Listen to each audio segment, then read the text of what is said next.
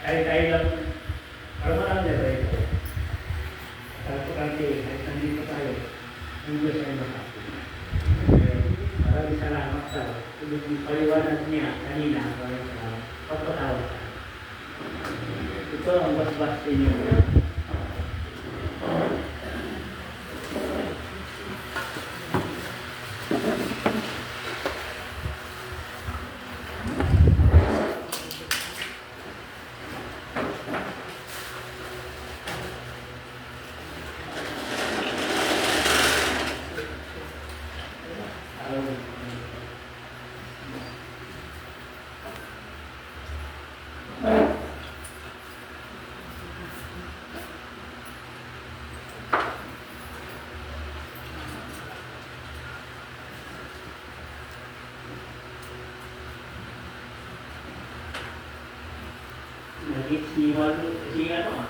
Si Alicia. Maraming salamat. Maraming salamat sa inyo lahat.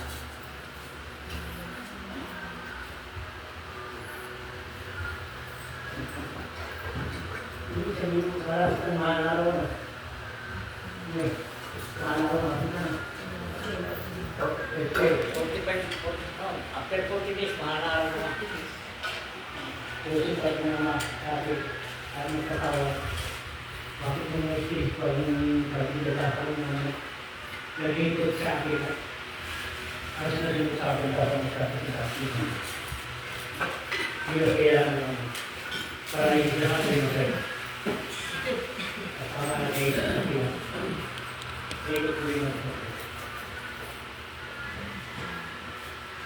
Ang ipit ko.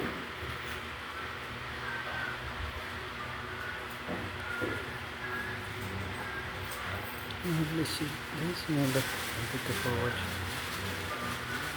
Kaya madam, nida pulam.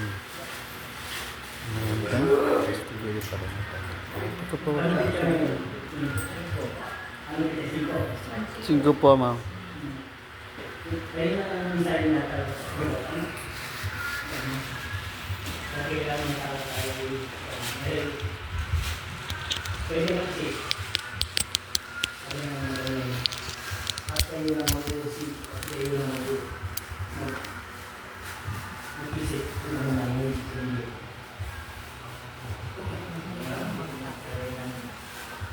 Pwede yun. Kayo ang bibigyan mo sa sarili ninyo.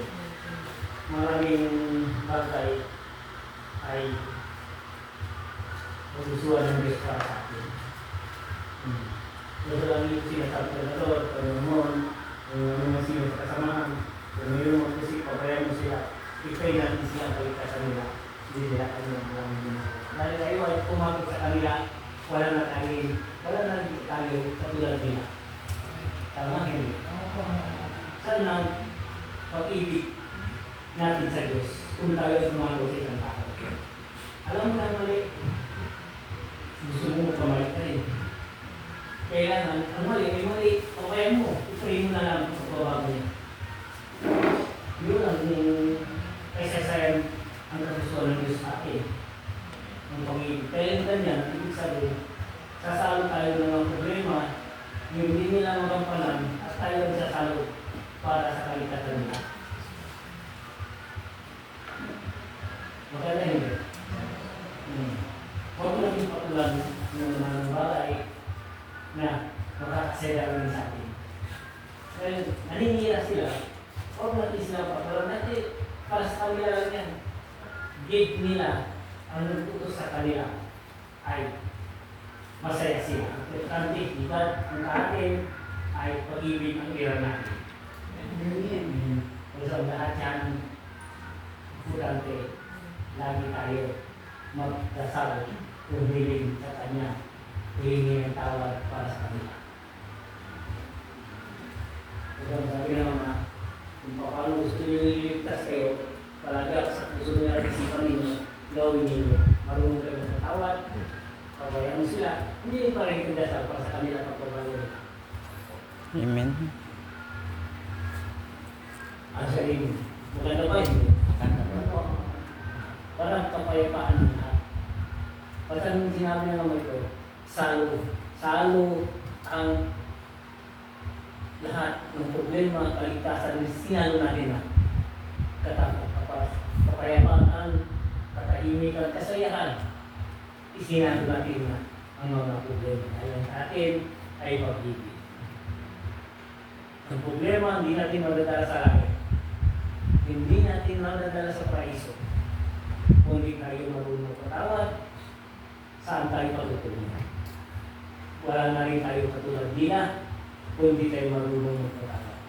Wala na patulong paraiso, patungkol sa impyerno tayo hindi tayo marunong magpatawad. Masaya sa paraiso ng Diyos dahil gloria doon. Kahit 1,000 taon ka sa Kanya at pumamigin ka sa lupa, ang saya-saya. Kung hindi mo pinupad ang iyong pagmamahal, ito pag wala ka na sa mundo, dirito ka nang mawawala dahil wala ka na rin pag-asa at makabalik sa Diyos. Yun ang sabi ng Ama. Kung di kayo magbago, wala nang pag-asa, hanggang doon na lang kayo, may hangganan kayo. Hindi mo na alam kung makabalik ka na. Hindi ka na makabalik dahil hindi ka marunong magpatawad. Hindi ka marunong daw. Dahil yan, sayang ang bagay panahon binigay ko sa inyo ang sabi ng Diyos. Amen? Sayang talaga. At gusto ko at sa dalawang kamay ko at nandito kayo sa akin. Bigat ka man, magaan ka man sa kamay ko ang timbangan, ang sabi ng Diyos. Huwag niyo iral kung sino kayo. Ang ugali ay hindi bago. May hangganan kayo sa wala kayo dito. Yan, pagsamantala kayo dito, hindi kayo tatagal. Ay mawawala din yan lahat. Dahil ang lahat, kailangan ninyo ay magbago, pagbalik sa Kanya, at tutungtong tayo sa kamay niya. Sa kamay ng Diyos, dahil ang pag-ibig ng Diyos walang katapusan. Amen. Amen. So kailangan natin ay magkakaisa dahil ang Diyos ay nasa akin. Ilan lang kasi ay sa Kanya dahil nasubsugan na siya sa ilalim dahil lalim ng siya. Nahilig maghila, mahilig magsira, mahilig magusga, mahilig. Dahil niya kagustuhan ng Diablo sa lupa. Puso kailangan natin ang humilig sa Kanya, sa taas, at bababa sa lulong natin, at bababa, para sa puso natin, ay tanggap tayo sa Kanya. Kung tayo ay maging totoo, kailangan timbangin mo ang iyong kaisipan. Ang kaisipan ang siya magliligtas sa iyo. Siya rin ang magtanggol sa iyo ang timbangan ng Diyos. Kailangan natin magkakaisa sa pangalan ni Jesus.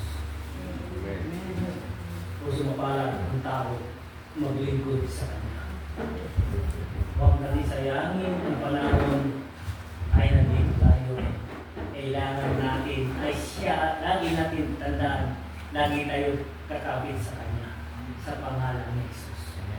Amen. Ngayon, marami ng kagustuhan ng Diyos para sa atin. Yan siya to. Sino man ang maninira sa inyo, Kanoy. Oh.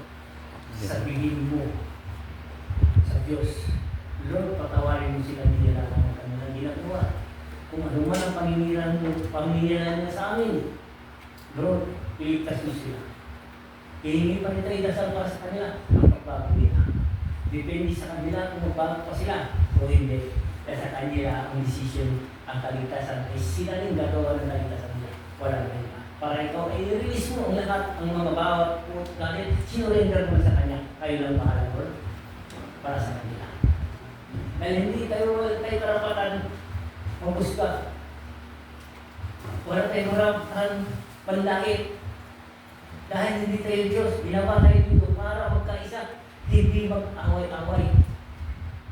Kaya ang kailangan ng Diyos sa dalawang kamay, tinaas niya ay timbangan ang Diyos lang ang pwede magtipang sa akin. Hindi ikaw, hindi ako. Siya ang tunay na timbangan, ang Diyos. Pag-ibig. So, kailangan ninyo ba kung dating ng mahal na araw at pag-ibig mo ng mga Espiritu, hindi mo nga pinili at binigay ng mensahe. Malalaman nila at darating sila dito para mag-usap-usap kung ano man ang mensahe ibigay sa kanya, ang mensahe ibigay sa inyo, at ang mensahe ibigay sa akin. At pag-isay natin dahil yun ang kadugtong na binigay sa atin ng Diyos.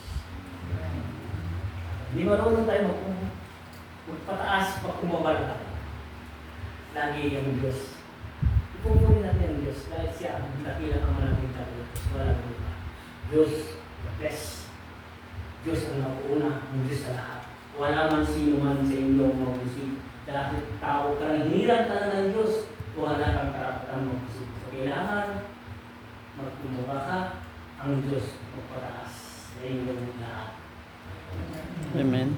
Lahat, simula, nakatakda tayo, hiniran lang tayo ng Diyos. Sino ba ang hiniran?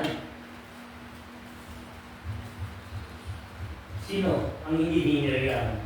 Tayo, hiniran ng Diyos. Sino ba ang hindi hiniran? Ang Diyos na siyang humirang. Ang Diyos. Sa Kanya lahat siya. Bakit sino ba tayo? Pag samantala tayo dito, magapawan tayo, matapang tayo, may hangganan ka. Na siya totoo ang Diyan ng Diyos.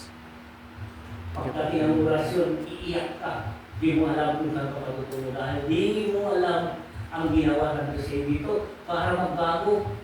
Hindi maglat, hindi ka nagbigay ng lat, naggawa ng hindi, gawa ng gabing.